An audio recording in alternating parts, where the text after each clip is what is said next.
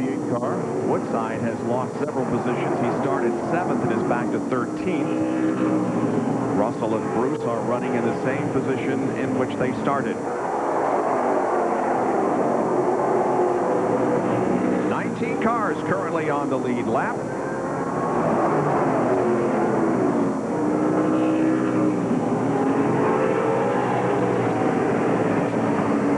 The 72 car, Mark Grosskreutz, he realizes all he has to do to win the Winston Challenge money is just keep the 74, that yellow car, behind him. That's all he has to do.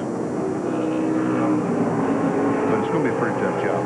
Real tough job, especially when we get down to the closing laps, if they're running this closely. Now Trimmer closing in on the back of Mark.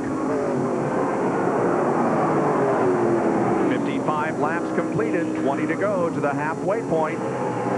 There's Sweatman and Trickle going at it. They're back there in 8th and 9th position. And both of them are closing in on the 4 cars that we've been following. That include Trimmer and Grosskreutz. It's like the rear panel on Sweatman's car there on the right side is flapping in the breeze. Yeah. Meanwhile, here's a battle for 2nd position. Terry Henry is in the black 33, and that is our old surfing dude, Sean Monroe.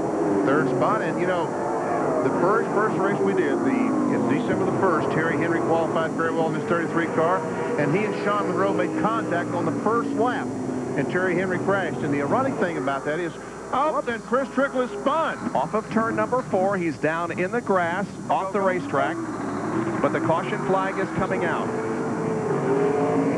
Trickle going again, but on lap 60, 15 from the halfway point, the caution comes out once again. Our 5th caution of the afternoon. So you see the pace car there in front of our in-car camera, carried by Trickle. Pace car picking up the leader of the race, Greg Biffle. These laps are counting here, but we'll have more green flag racing before the halfway point, and we'll be back for that in just a moment.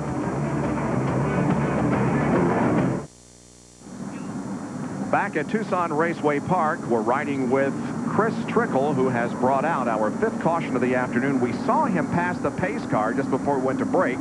And no, they didn't allow him to get away with that. He has been stopped and back now 1 lap down. Here it is from the tether cam at the top of your screen. You can see he just ran out of racetrack down low. Yeah, he was on the inside of Tom Sweatman in the 71 car and tried to come off the corner, and around he went. We'll take a look from the onboard camera of Chris Trickle, the Star Nursery camera, and there's a tire rolling down the racetrack. And we can see around he went. Wilbur Bruce, I think, has lost a left rear tire. Wow, there he is headed for the pit area, but the tire is not on the car. Now, how in the world? Look out, there goes the tire. It has rolled down to the safety station located in turn number 2.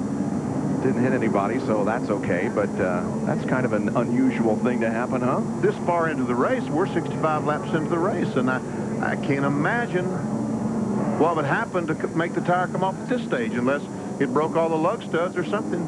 Well, in any case, Bruce is back in the pit area. He's from Tacoma, Washington, and finished 9th in the 2nd Winston Challenge race. Yeah, there's the tire that came off of his car. Well, we should be going green here in just a few minutes as they go to work on Wilbur's car. 65 laps completed, and don't forget that the first ever 24-hour All Sports News Network is on the air.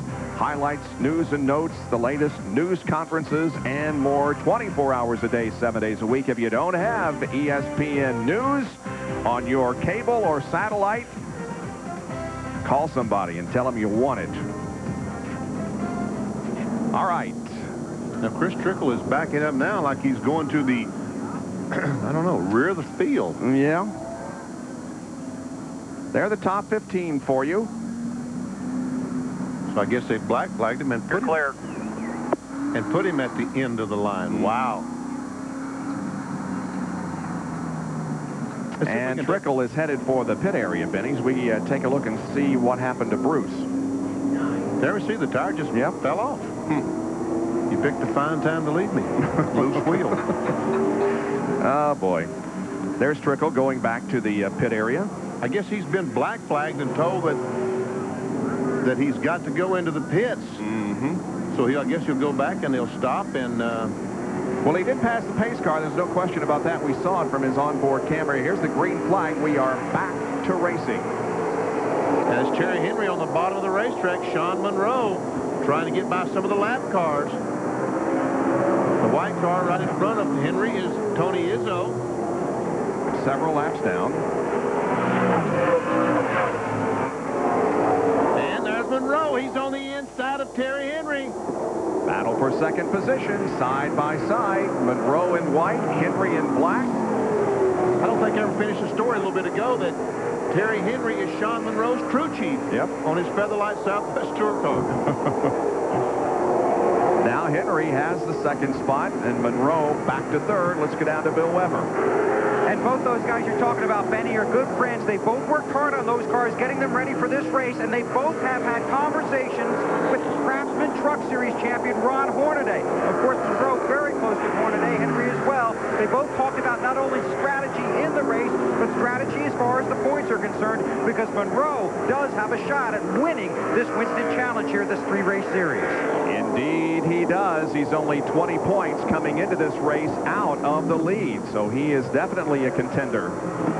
But he cannot get around Henry for second position, at least has not yet, and we're very, very close to the halfway point. 2 more laps till we see the caution flag come out. Yeah. Whoa, almost some contact between Izzo and Terry Henry. Here's Monroe working the inside off the corner. 74 laps are completed. And they are dead even all the way around the racetrack. There's Biffle. He has the lead. And the caution flag comes out. Contact between the two. And Monroe gets the spot. The yellow flag is out. 75 laps are completed. When they come around and complete lap number 76, they'll get the red flag. And there's some contact between Henry and Monroe. Yeah. As a matter of fact, Terry Henry's car is pretty well banged up. Yeah, it sure is. He did not come out ahead on that deal. Considerable damage on the right front of that car. All right, let's take a look at it once again to see what happened after the caution had come out. And Monroe came up on, or rather Henry came up on Monroe. The caution flag is out right now. They're not racing. They're simply, there we see, he goes up and boom. I guess he was trying to spin Sean Monroe out. I don't know. And didn't quite do it, but he did do some pretty serious damage to the right rear of his car. From the tether cam there, you can see it almost tore Sean's back bumper off, and it did do considerable damage to the right front of Terry Henry's car. The red out, 76 laps completed. Bill Weber will go to work here in just a moment when we come back to the third and final race of the Winston Challenge Series, the Super Late Models from Tucson. The excitement and the action here at Tucson Raceway Park switches from the racetrack itself back to the pit area because we're at the halfway point of this last race of the Winston Challenge Series. Here's Bill with Greg Biffle, who sits in his car. Great race, but you're stinking up the TV broadcast, man. Yeah, I'm probably not getting a lot of coverage right now. I'm probably off the screen, so. Well, maybe if something like a plug wire comes off, then you'd be close. Oh, that happened, didn't it? Yeah, about the last 10 laps, I called in my crew in that last restart. Boy, I don't know what it is with me and plug wires this year, but we got a plug wire that came off, and the car runs pretty strong on 7.2, you know. So doesn't run too good on water, though, does it, Greg? No, it doesn't run good on water at all. I had no practice at all, you know. That really sucked, but we were able to get in the 14s here today, so that makes me real happy. Huh? What do you need for the second half? I need my crew chief, Roger, to give me the same set of tires he did for the first half. I want to say hi to everybody at home. We just got hometown, got ESPN2 this week, so howdy, everybody. And it's about time. Good luck in the second half. That's Greg Biffle. He's leading and the defending champ in the Winston Challenge Series. Now, right next door is Terry Henry, and we'll walk on up here and see if we can't talk to him. They're fueling these cars, changing tires. Terry talking to a member of his crew. He's got some heavy front end damage. We'll lean in here for a second. What happened there between you and Monroe? Well, you know, it's just lap 75, and down there in 3 and 4, he kind of about put me up in the fence coming off, so you know, it's not lap 150 yet. We're not going to win it here, and we're just all trying to ride. I figured, you know, he'd ride behind me again, but, you know, he kind of got me pinched off over there, so I just let him know that, you know, that I was there, you know, but,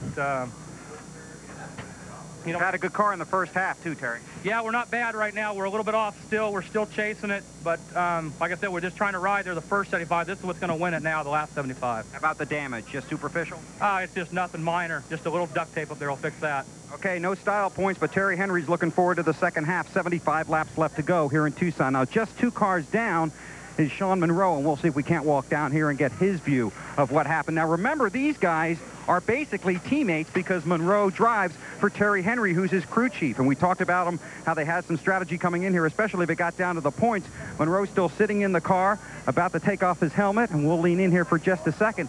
A good first half for you, but some frightening moments there, perhaps in the closing lap. Oh, I don't know about frightening. You know, Terry Henry's a great driver, right? He's driving hard. I don't know, maybe he thinks it's my fault. I don't think so. I think it's racing. You know, I love Terry. He's my crew chief. But, you know, I come out here to drive hard, have fun. That's what I'm here to do. So we're going to go out here and do the best. I just want to thank all my sponsors. Everybody's come through. You know, Winston Racing Series putting on this deal is a great deal. So we had fun. We got to see the boss this last week. So I know he's working hard. I love you, boss. Take it easy. And we'll see you hopefully at the end of this deal. Well, I just talked to Terry. I don't think he's mad at you. I know he is.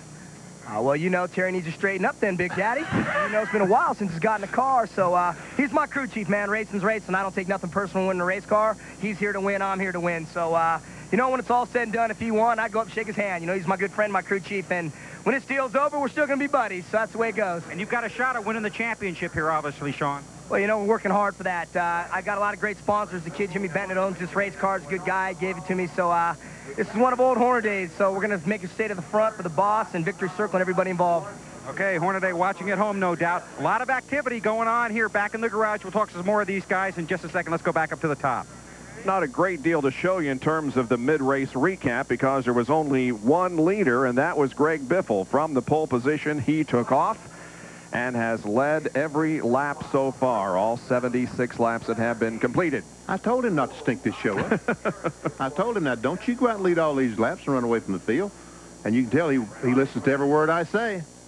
There were 5 caution periods during that first half of the race for 29 laps. So Greg Biffle looking good here in the first half, but we've got 75 more laps to go in the Winston Challenge Series. Beautiful, bright, sunny day in Tucson. We'll be right back.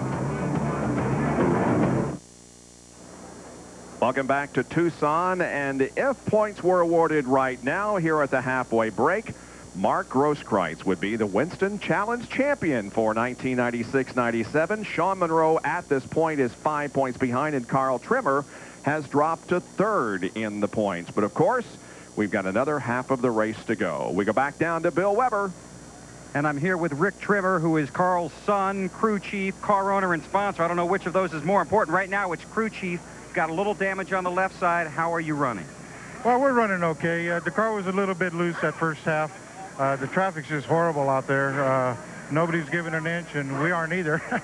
But we're looking real good for the second half. We got everything set for the second half and not the first half. But hopefully all these squirrels are going to get out of the front and let us get to the front. Are you racing the race? Is Carl racing the race, or is he racing the 72 car for the championship? No, we're racing the race. We don't worry about the 72 car. If he does it, well, good for him. And we're going to win this thing, though, so we don't have to worry about him. We're going to win it. Changes here at halftime? Yeah, we took some stagger out of the back end. We did some discussion about if we're going to put a turn in. We decided not to, so we're just dealing with stagger right now. Give the old man a little bit of water, give him some fresh air to breathe, and I think we're ready to go back out there. And all you guys that are 57 and older, do a deep knee bend for the old man right now, okay?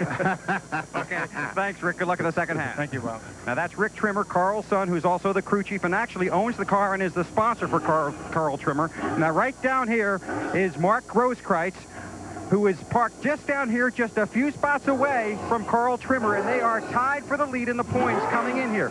He's got some of his crew guys working on his car, a NASCAR official leaning in the window. And we're going to have to lean in here in just a second, but right now they're talking to NASCAR. Mark's actually going to drop the window net for us. Well, it doesn't mean anything, but if it ended now, you'd be the champ. But that's pretty lame, isn't it? It's not over till it's over. Is it having a good show? Yeah, we're watching back in the pack. The leader's kind of gone. But what about you? I talked about how you were really confident, not cocky, but confident this morning. You thought you'd have a good qualifying run, and now you got to come through the pack. Yeah, we kind of choked on the qualifying, but it seems to be working. We got the yellow car behind us. Got to thank Wide World of Maps and Leon Egger and Sunoco Fuel for getting us here. There are quite a few guys that mathematically could win this, but coming in a two-horse race, you racing everybody, or you got an eye on that 74? I got an eye on the leader. The race leader? The race. I can't even see him. Can you see him? Once in a while. Okay, well, good. What changes made here at halftime, Mark? We just loosened it up a little bit and try to go to the front. You gonna get there?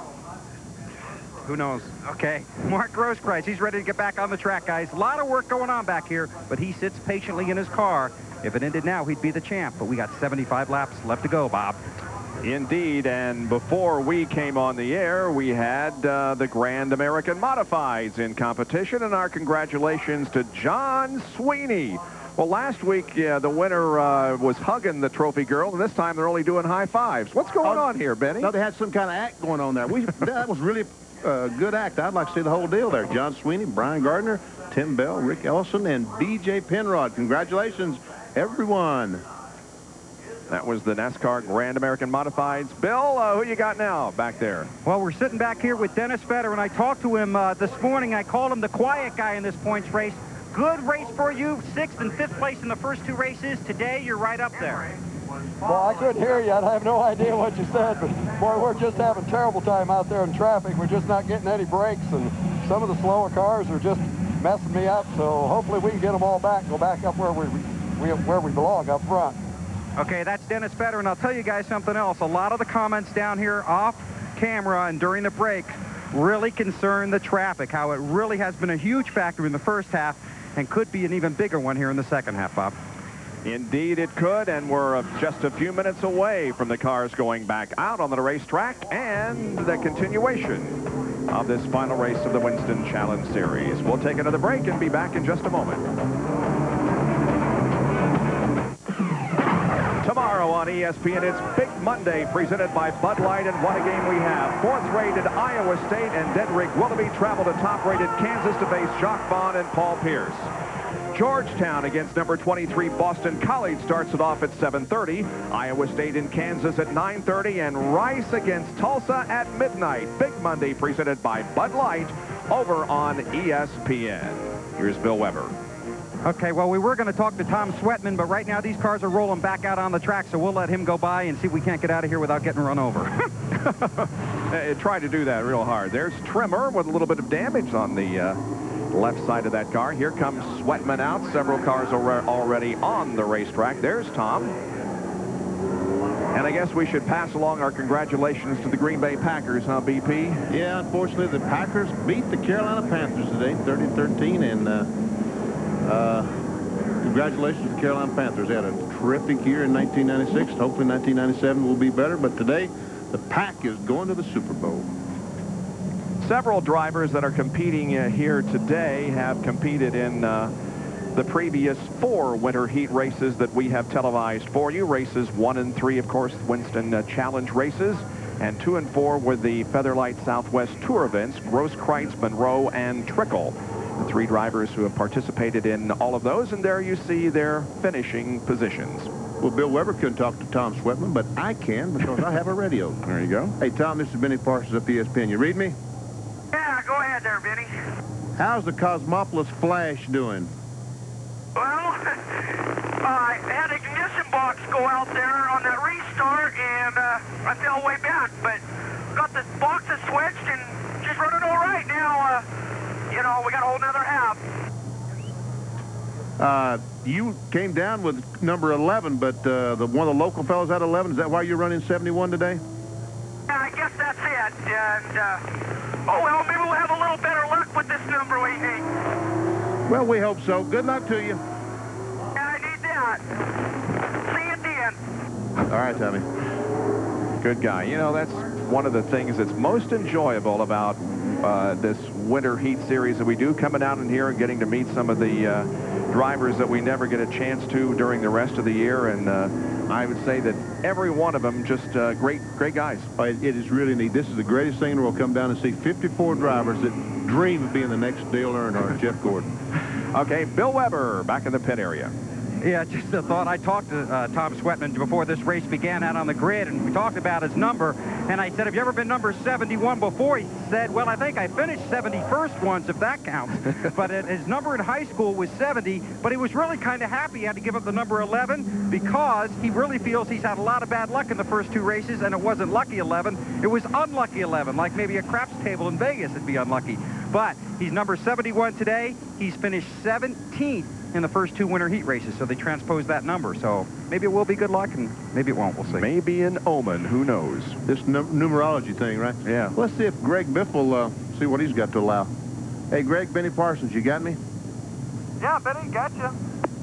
You got a break there with that plug wire coming off right near the middle part of the race. Yeah, it was more toward the end. I think it was about, well, at the end of the first half, yeah, middle of the race. About 10 to go, it kind of died off a little bit, and I thought, oh, no, I think my day's done. I thought it was a motor, but no, it's just a plug wire. Well, it looks like the Ford. This is the second time you've run the Ford, and it looks like it's flawless today. Yeah, this is the second time in my life I've ever driven a Ford, and hopefully we'll get maybe somebody in Ford's attention there, and maybe get a little bit of help from them, huh? Okay, we'll make a call to Dearborn for you. Hey, 10-4, Benny. We'll see everybody back home and thanks Steel Trucking and our whole town that's got to use. We'll be right back to Tucson.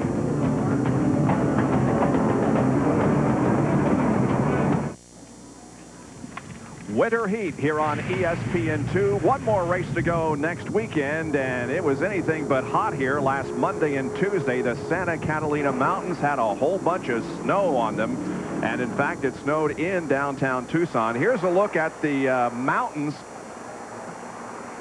Wow. And even here at the racetrack, there were 3 inches of snow on this track last Monday and Tuesday. Green flag is out. We are back to racing in the second 75-lap segment. Well, Henry and Sean Monroe are back at it. They're side by side in 4, and Henry gets the spot back. He definitely pulled a slide job that time, and Sweatman tried to pull a slide job. And Grosskreutz, and Sweatman makes some contact down in the corner. Boy, Grosskreutz is going to have to avoid anything like that. He's in contention for the championship and wants to get to the front, but he's going to have to be very careful because that could have been disastrous. Man, oh man, and there goes Trimmer. He's on the inside of Sweatman. He takes a spot away. Here comes Dennis Better. Something's wrong with Sweatman's car. It is just not performing up to snuff. And meanwhile, they're about 3 abreast back in there's Aaron Newport in the white 15 on the bottom. Newport and Banghart and Sewell are back there along with Sean Woodside and John Borneman. 75 is Jim Waters. Whoa, there's some contact. And, almost had a crash. That was Banghart who got sideways but saved it, lost a couple of positions. Well, speaking of contact, let's go back and take a look at that contact between Grosskreutz and Trimmer.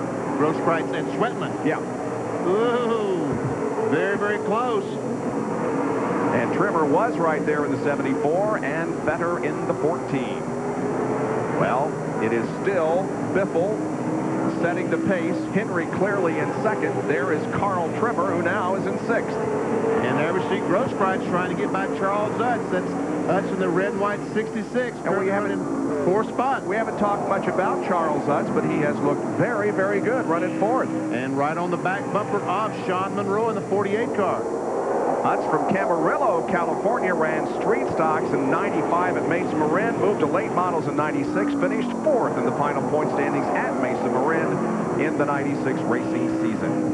And his wife is one of his crewmen. She's the person that does the stagger on his car. Trimmer now on the bottom of the racetrack. Not able to make a move on Grosskreutz. Meanwhile, here comes Sweatman making a move on Trimmer. Sweatman low, Trimmer high. They come out of the corner side by side. into 3. Trimmer gets the position back, but Swedman is not doing too bad there on the low side, and here's the field summary.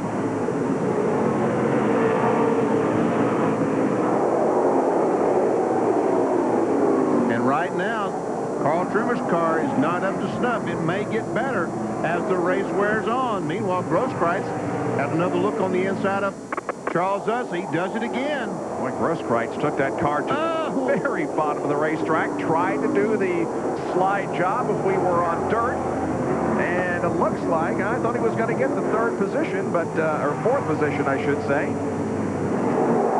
And look at Monroe right there in front of him. Grosskreutz, he's hung on the bottom of the racetrack right now.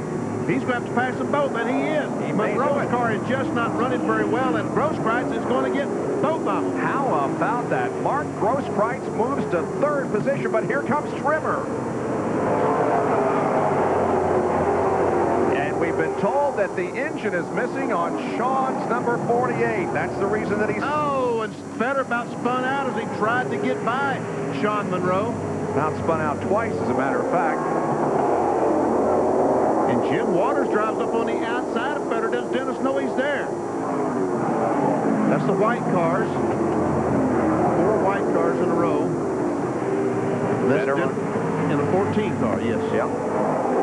But Sean Monroe is seeing his chances of winning the Winston Challenge Championship go by the wayside because of a missing engine. Meanwhile, here comes John Sewell. Aaron Newport goes by in the 15. John Sewell goes by in the 99. Well, Monroe is in deep, deep trouble here. Yes, he is. Too bad.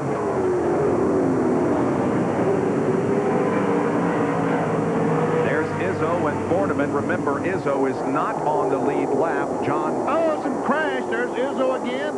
And Sean Monroe is involved. And now we have 2 cars at the bottom of the racetrack. Oh, my goodness. And a car hard into the tires that protect a light standard at the backstretch. That was John Baker in the 18 car. And he hit that tire and shot straight up in the air. The 17 is Ivan Russell. He's also involved, but he did not make nearly as hard a contact with the tires as Baker did. Man.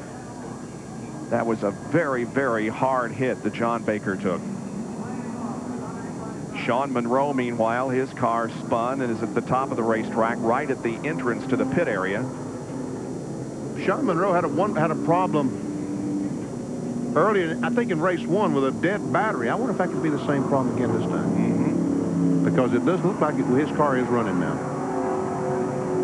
Well, he's going back to the garage area, or the pit area, it looks like. Let's take a look at it once again. There we see Izzo and Sean Monroe make contact. They go around. Woodside goes by. Here comes the 18, the white car, and there's Ivan Russell in the 17. And just to the left of the screen, Benny, outside of our range of camera, we cannot see the contact that Baker and Russell had with that with those tires. Maybe we can from this angle. Here we're going to see the contact between Izzo and Monroe. Round they go. And the camera, if it swings now just to the left, camera, come on, camera swing left. No, it didn't do it. There we go. Oh, there they are. There they are. Let's watch the white car, folks. There you go. Yes. Wow. And from a 3rd angle, we show you what happened. There's the spin. Sean Woodside, the 45 goes by. The 1 of Jerry Gay. Here we go. There's the 18 of Russell and Baker. There's the contact, yeah. And we've got even another angle to show you. This is probably going to be the best one. Or the worst. Or the worst, yeah. Whichever. In John Baker's situation, the worst. Yeah, here we go. The white car gets turned and directly into the tire. Hit the tire head on, yes. And the car up off the ground and comes back down. And there is Sean Monroe, who's out of the car, Bill. And obviously very disappointed. Something in the motor. Yeah, you know, like we broke a rock arm or a valve spring or something. But hey, you know what? LTR makes some great horsepower. We were running. We let Terry Henry go there, you know. he needs the TV time. That's what happens when you look like that. But, you know, I really hope Terry wins. I hope somebody goes out there and beats Biffle.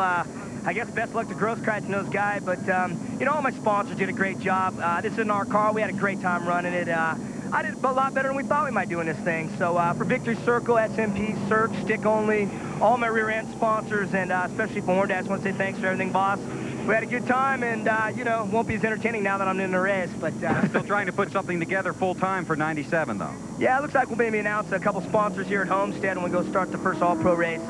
We put together some really good deals, and we're looking for anyone else who maybe want to comes aboard. But we secured a couple really good sponsors. I'm really happy about it, and all the old guys will still be on the car, so we appreciate it. Thanks, guys. Benny, you're the greatest. ESPN2 rules. Later, baby. What did he say?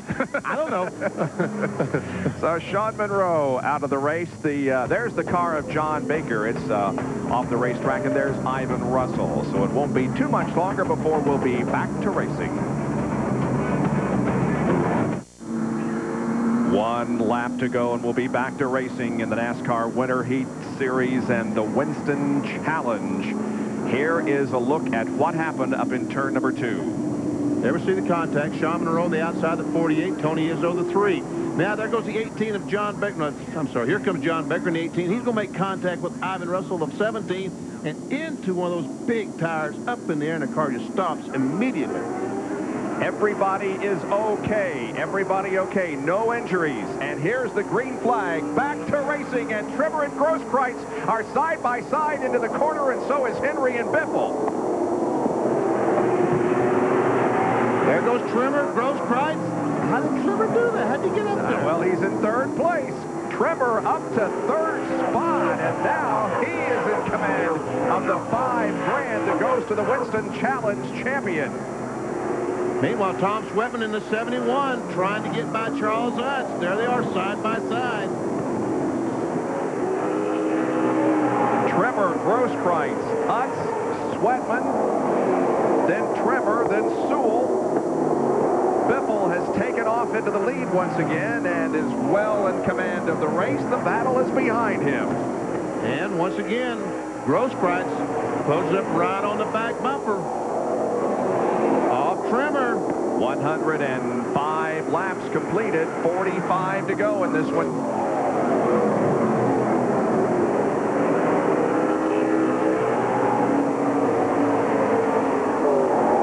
Grosskreitz going to the bottom of the racetrack.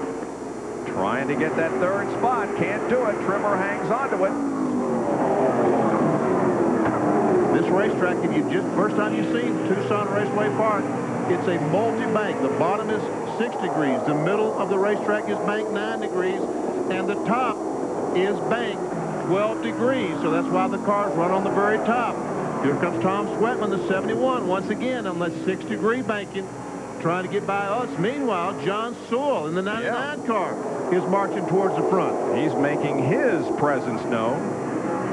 Well, how did Carl Trimmer get up to 3rd position? Let's go back to the restart and find out how it all happened. He isn't even in the shot. There he is, back in 5th position, and all of a sudden, to the inside of the track, he's got the left side clear down below the line. And he gets alongside Grosskreitz and has position and goes by him. Here's Sweatman. Dennis Fetter in the 14 and John Sewell, 99. Fetter and the 99 cars, they run here all the time, so they're used to competing with each other. The 75 car, driven by Jim Waters, runs here with George Banghart driving it. And then that's Borneman back there in the yellow car. Well, we're glad that Bill Weber is able to talk to John Baker, who had that heavy, heavy contact out there in 2. And I know you're not happy, but you're okay. Yeah, I'm all right. I got a pretty good little bang there, but I think I'm all right. Obviously, the hole closed up on you in a hurry out there. Yeah, it's the same old deal. Everybody gets a little excited, and this guy over in his car next to us here had been pushing on me all day, and just 2 or 3 other times I got turned around, and just one of those deals. I'm not very happy about it, but what can you do? Okay, that's John Baker. He's done for today. John Baker, a regular here at Tucson Raceway Park. 4 wins at this facility last year. 42-year-old driver. All right, good battle here. Fetter, Sewell, Waters, and Borneman. Borneman heading for the bottom of the track in that 81 car. Just a couple of laps ago, coming off turn 2, the 99 car of John Sewell gets right in the back of Fetter. As a matter of fact, ran over the left rear tire and almost got off his right front off the ground. Watch this, Bob. We have this in replay. Watch as he goes up, climbs over that left rear tire. Whoa. Wow. Man. He was getting a piggyback ride there, wasn't he? No kidding. John Sewell has finished 19th and 16th in the previous 2 Winston Challenge races. A good battle just ahead of Sewell, Fetter, and now Charles Utz, as Sweatman has been able to get around Utz. Yes, and drive away.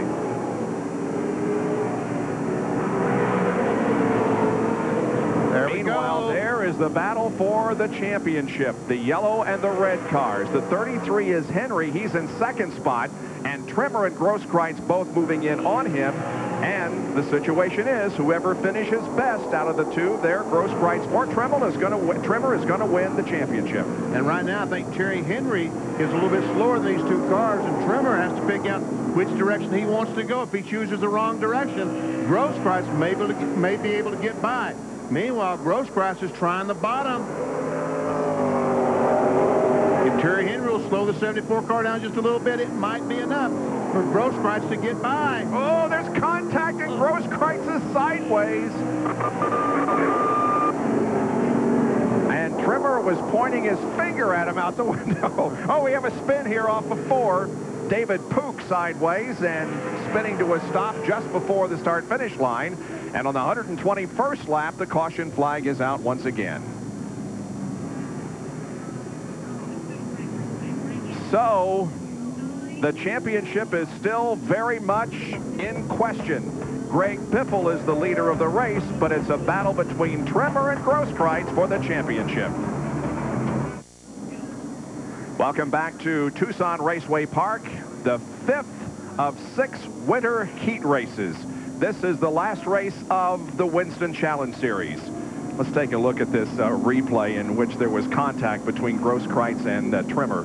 There we go, the 72 car Grosskreutz go in, and Grosskreutz almost spins that little contact. As come off the corner, Trimmer starts shaking his fist at him. Hey, you whippersnapper, you quit doing that. Respect your elders, boy.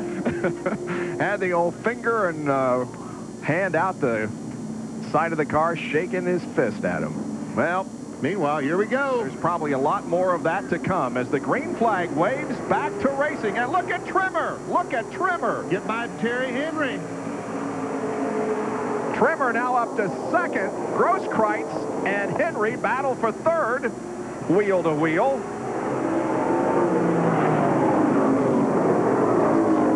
Well, the old cagey veteran Trimmer is showing his stuff here. And Grosskreutz is back in the second spot, and here comes Tom Sweat. Oh, a big crash over on the backstretch. Borneman over on his top.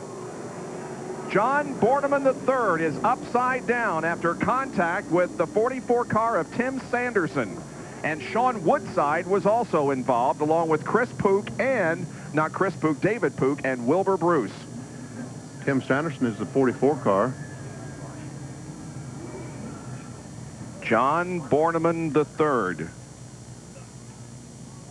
Car number 81 from Ramona, California. Was 10th in the point standings going into this race. And we have a couple of different angles that will show you of how this occurred. There we see Sweatman. He's going on the inside of Terry Henry. And meantime, behind, the cars are 3 abreast, and there Sanderson spins in the 44th. Borneman goes up, makes contact with the wall. Also, the 45, Sean Woodside comes in, slight contact, and we see Borneman just roll slowly over on his roof. And Borneman is okay. You might have heard during the replay the cheer from the crowd here, and they're saluting the fact that he's okay. Top of the screen, here it is once again. Borneman just climbs the wall, and Sanderson pushed the car on over. Yes, he did. But again, it was a very gentle roll, and nothing real serious, but of course you never know. Thank goodness those roll bars, though. You bet.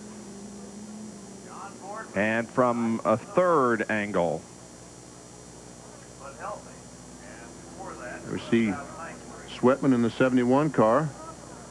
There we go. Oh, Sanderson spins, and there's Sean Woodside making contact with the outside retaining wall. And there we see Borneman's car up on the roof.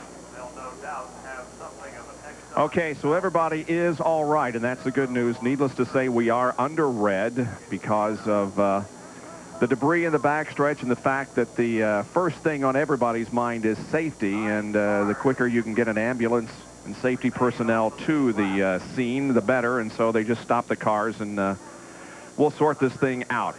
You know, on that last restart, Benny, we saw Carl Trimmer go to the inside, and he passed cars long before he reached the line, but I guess the rule says that as long as the green flag is waving, that's all right. When the green flag waves, you can restart.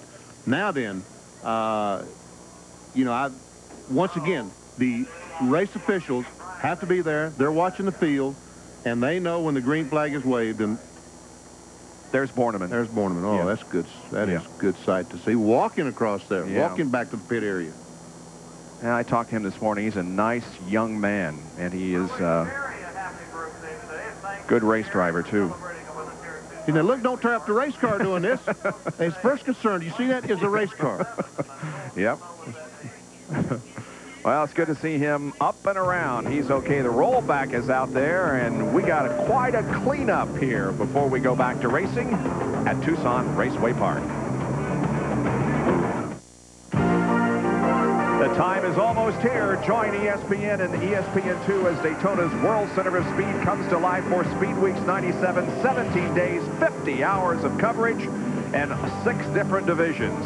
Our coverage begins here on ESPN2 January 30th with qualifying for IMSA's Rolex 24 Hours of Daytona. We'll have Winston Cup qualifying, the ARCA Supercar Series, the NASCAR Goodies Dash Race, and between the ARCA race and the Goodies Dash Race, we'll have coverage every day of what's going on in terms of practice. So be with us once again. Time's almost here to return to Daytona and bring you our extensive coverage of what happens at Speed Weeks 1997. Under red because of an accident over in corner number 2. Again, we'll take a look at it.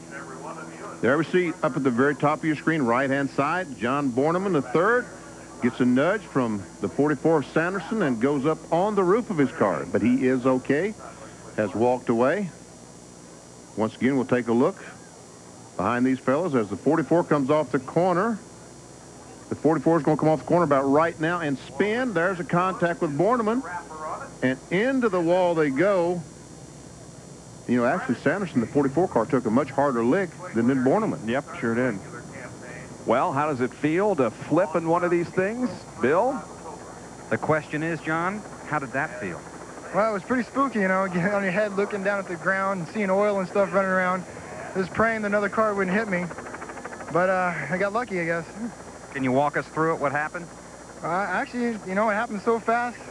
The car spun in front of me. I was trying to avoid it, and, you know, I really don't remember. But like a true racer, after you got out of the ambulance and collected yourself, you went over to supervise the car to make sure, at least take a look at it. That's the only car I got. I got to race again. I don't want to make sure I don't beat it up, you know. You kind of did that, but you want to make sure they didn't do any more to it, huh? Yeah, exactly. Okay, you're able to smile. We're glad you're okay. Thanks for stopping. Thank you. It's John Borneman, guys.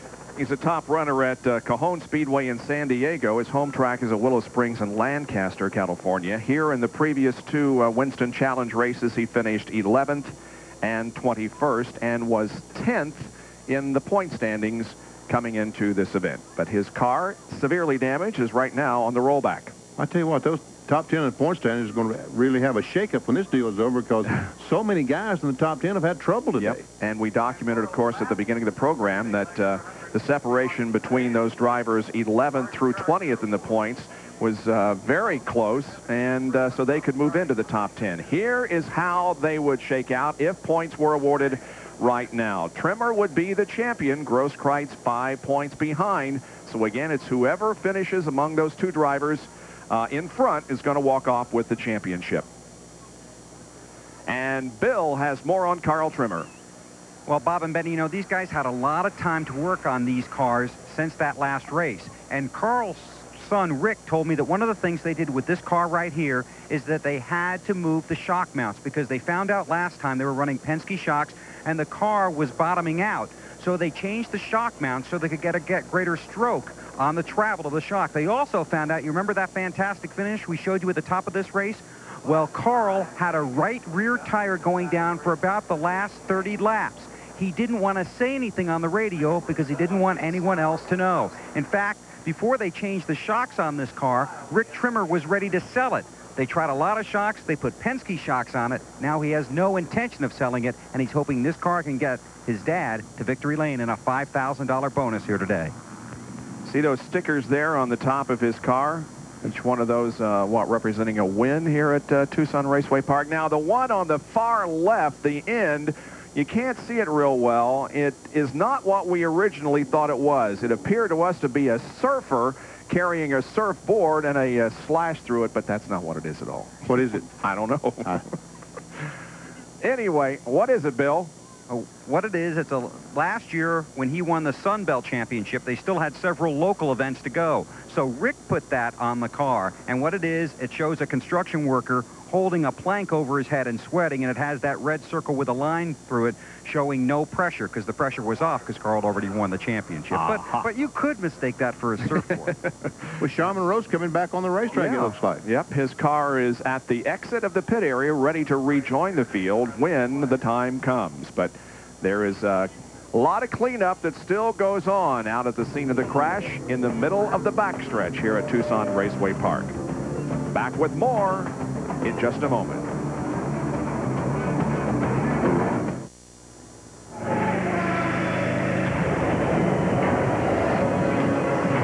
ESPN2's Speed World Series at Tucson Raceway Park here for the third and final race of the Winston Challenge Series for 1996 and 97. Well, in about 18 minutes from right now, we'll be joining women's college basketball as WAC rivals will be battling for the first time as foes. SMU, led by forward Kim Brandy.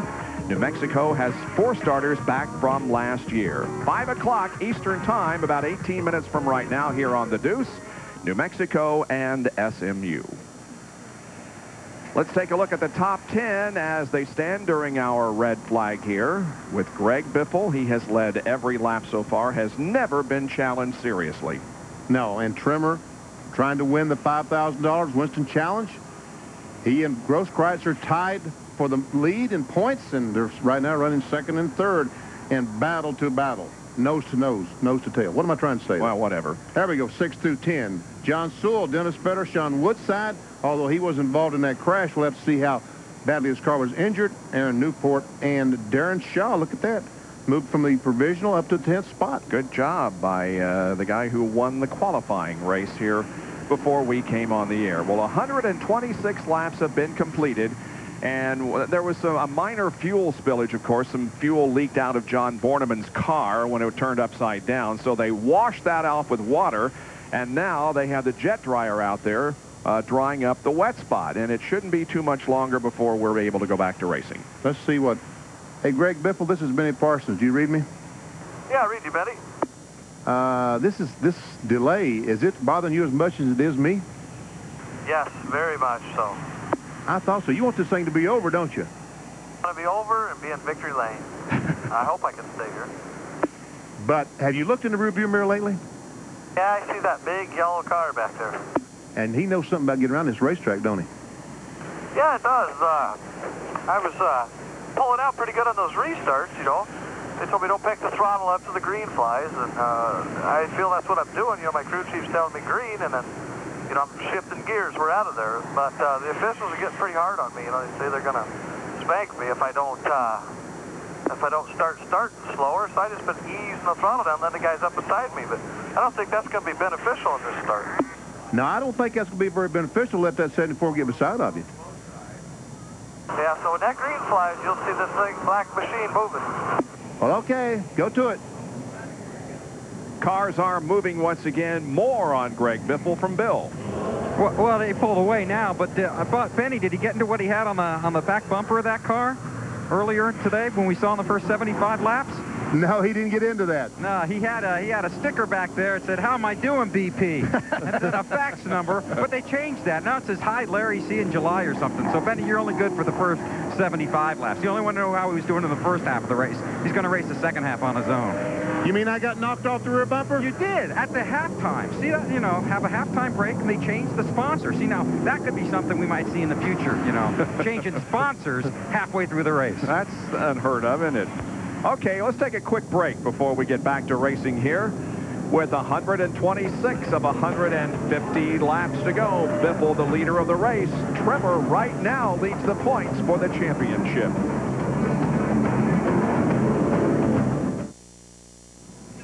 Bob Jenkins, Benny Parsons, and Bill Weber back at Tucson Raceway Park, about to resume the last half of this race. 126 laps have been completed. Tomorrow night at 7:30 Eastern Time from Madison Square Garden, it's the Islanders against the New York Rangers. Rangers, of course, led by Wayne Gretzky, who's third in the league in scoring with 59 points, and Mark Messier, who's playing well of late with 45 points. 7:30 Eastern Time tomorrow. It's the Islanders against the Rangers. Fire on ice here on the Deuce. Cars are moving. We can see them. And look at there. Hey, there's the CarQuest tether cam once again, about 50 feet up in the air, looking over this facility.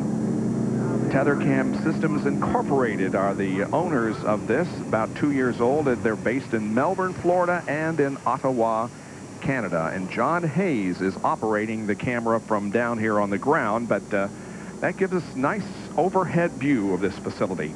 I don't guess that's a John Hayes I know from Wilkes County, North Carolina.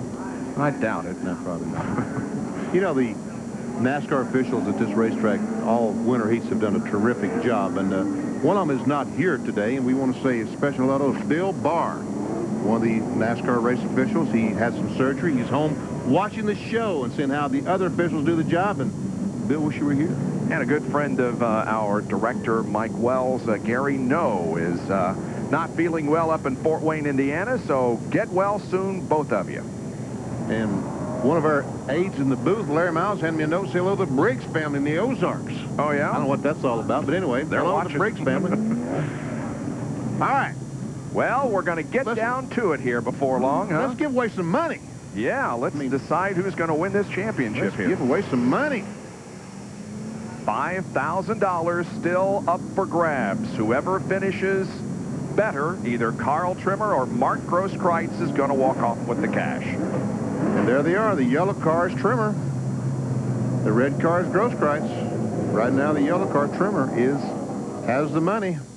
The $5,000. Biffle will get about $3 grand for winning. Plus, he will get some money for finishing right now, I think, in third spot if the race continues on. So, looks like he could have a $5,000 payday. So, but we got to run some more laps to decide it. That's for sure, and anything can happen. They are still cleaning up over on the backstretch. It's going to be just a couple of more laps before we go green. We'll take another quick break and be right back.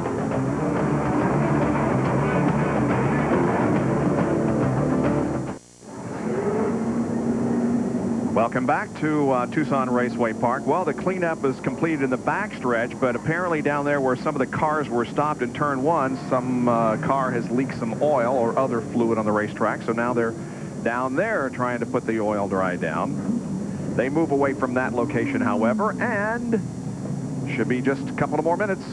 Oh, look at Trimmer run through that stuff. Ooh, Carl, you don't want to do that. I mean, really, that stuff gets on the tires, and when you go down in turn one, they won't stick. So you'll notice that most of the leaders will not drive through that oil dry. There's also some right there where the big accident occurred on the backstretch. Well, Trimmer is second right now to Greg Biffle. Mark Grosskreutz is running in third. Henry is fourth. Sweatman fifth. Then Sewell, Fetter, Woodside, and Newport. But Woodside he's out there, but of course lost several laps during the red flag, and will restart at the rear of the field, or near the rear of the field. One more lap to go, and we'll be back at it. All right, we're going to decide who's going to win the money. We got 24 laps to go here. These guys are screaming, "Show me the money." You see that movie? No, I didn't, but obviously you did. I did, yes. You must have liked it too, huh? Very much so. Now let's watch the restart. Remember what Trimmer's been doing. getting on the gas early as soon as the green comes out, headed for the bottom. He does it again, but this time Biffle gets the better jump. Biffle chose to go in the corner below the oil dry. Here comes Trimmer. He's right on the back bumper of Biffle. Never today have we seen Greg Biffle challenged. He's always run off from the field during any restart, but this time Trimmer keeps him in sight, although now Biffle begins to stretch it out a little bit. It just takes a lap or two, and Greg Biffle's starting to get away, but now can Grosskreutz at 72 make a challenge? Grosskreutz making no effort for the challenge. As a matter of fact, he may have a challenge himself from Terry Henry, who's running at 4th spot. And he does right now. The 33 car, Terry Henry, goes to the bottom of the racetrack. Can't get by. So Grosskreutz not able to challenge Trimmer at the moment.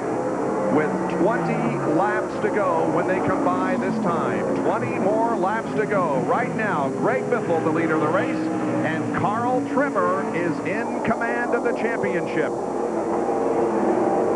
$5,000 will go to the winner of the Winston Challenge Series.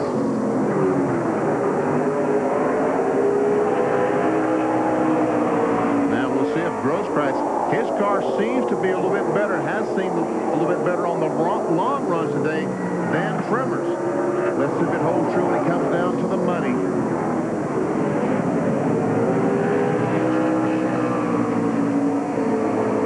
Second, third, and fourth with 18 more laps to go. Carl Trimmer, 57 years of age, has been driving race cars for 38 of the 75, the 57.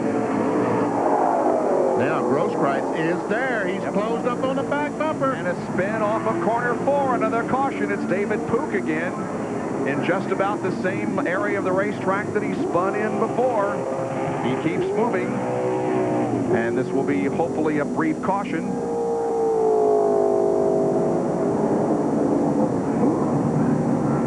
There we see Pook driving away in a 6 car.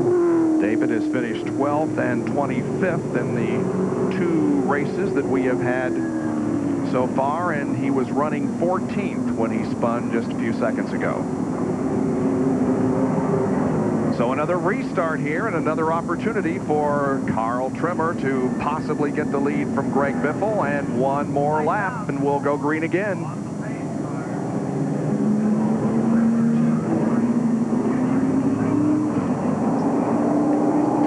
Don't forget women's basketball coming up here as soon as we conclude this race. Looks like we're going to go a little past 5 o'clock Eastern time, but we'll get to the basketball game just as quickly as we can. Pace car pulling off, getting set for green flag once again. Green waves. Everybody scrambling for position. Boy, Biffle is not wanting to see these caution flags. Because in a lap or two, he's able to put some distance on Carl Trimmer, but he can't that first lap. 13 laps to go.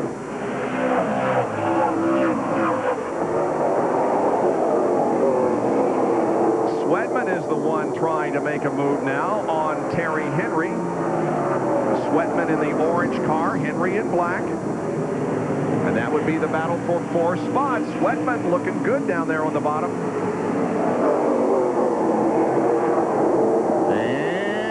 He does have the spot. Yep. And here comes Chris Trickle, the 70 car. Now, he is a few laps down. And this is not a battle for position with the 33 car. Yeah, Chris is about 3 laps down, running in, let's see, the 14th position. Well, there is no battle right now, Benny, up front among those contesting either the race win or the championship. As a matter of fact, Mark Grosskreutz here is standing to lose a position or 2 as Sweatman tries to move into 3rd position. It takes Grosskreutz a lap or 2 to get his car going. See, he's getting a little bit closer to the 74. And a spin. John Sewell sideways. Several others also get sideways here on the main straightaway right at the start-finish line. I don't think anybody hit anybody else, but there were a lot of cars that spun. David Pook is down here once again. Craig Rodman and the 90 car of Darren Shaw. John Sewell was the one that got hit and started all that melee. He spun around and kept going. Looks like that Rodman, well, there he's going again. I didn't think maybe the car would fire, but he's all right. Pace car comes out. Safety vehicles also come out. So we still are 8 laps away from the finish of this race. And again, the championship is still up for grabs. We'll be back right after this. Stay with us.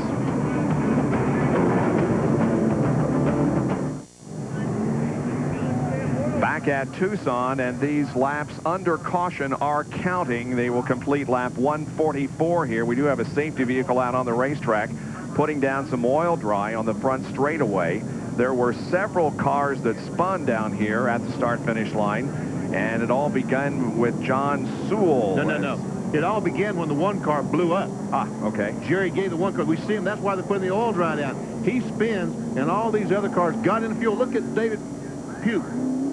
See him in the 6 car. He's in the oil, and around he goes. Okay. So that's what caused it. And now the NASCAR officials are putting down some oil dry just to soak up. Watch this, and you'll see it clearly on the speed shot. See him blowing up? Right. Sewell spinning around. There's Fetter and Rodman. Here comes David Pook. Yeah, so actually you can see the oil on the racetrack. Yep. So 5 laps to go now. But the race will not end on the caution flag. Correct. Well, it's just about 5 o'clock Eastern time. Coming up right after our race, NCAA women's basketball, New Mexico against Southern Methodist University. I don't think the field got the 1 more to go signal that time, did they? No, the lights on the pace car are still burning, so it'll be at least 1 more lap before they get the 1 more lap to go sign. Well, Carl Trimmer looks pretty good right now, doesn't he, Benny? Yes, and again, these cautions are not helping the situation. They're helping Carl Trimmer. They're not helping anybody else but Carl Trimmer, because his car looks to be really good for a lap or 2, and Grosskreutz takes a few laps to get his car going. And once again, no indication for 1 more to go, so... and the amazing thing about it is the pace car did not drive up on the oil dry. Mm-hmm. Oh, I see the NASCAR officials are having some trouble getting the lineup correct for the restart. Okay. So that's what that's all about. Next time around, there we see the signal coming out the window. 1 lap to go. Yep. Next time by. They will get the green flag on the 148th lap. This will complete 147 here, and then they will complete 148 and get the green flag. It'll be green, white, and checkered. And you see the oil dry, the white stuff on the racetrack. Biffle and Carl Trimmer both trying to weave the car back and forth to clear the debris off those tires. So when they go down in turn 1, the tires will be clear of the debris and they'll be able to stick. Next time by, green flag. It's Greg Biffle in the lead, Carl Trimmer second, then Mark Grosskreutz, Tom Sweatman, and Terry Henry. Those are your top 5, and the pace car is about to exit the racetrack. Green flag, here we go. Grosskreutz does not get a real good start. Trimmer gets a great start, but Biffle able to keep him behind him. Yep. Pulling out to a 2-car length advantage. White flag this time. 1 more lap to go in the Winston Challenge Series for 1997, 96, 97. Greg Biffle showing the way. And Carl Trimmer in 2nd position is headed for the championship. Here's the checkered flag. Biffle wins the race, and Carl Trimmer is the 1996-97 Winston Challenge Series champion in a crash at the checkered flag, as Sean Woodside, the 15 of Aaron Newport, and the 2 of Craig Rodman all get together. Wow. Wow. I bet Greg Biffle thought this thing would never, ever end. Well, he was just totally in control. He wins $3,000. Greg Biffle does for winning the race. He led every lap, finished third in the final Winston Challenge points standings. His finishes here at Tucson in the Winston Challenge Series were 15th, 1st, and 1st. Here are the top 10 finishes. Grosskreutz comes home 3rd. Sweatman was 4th and Henry 5th. Then 6 through 10.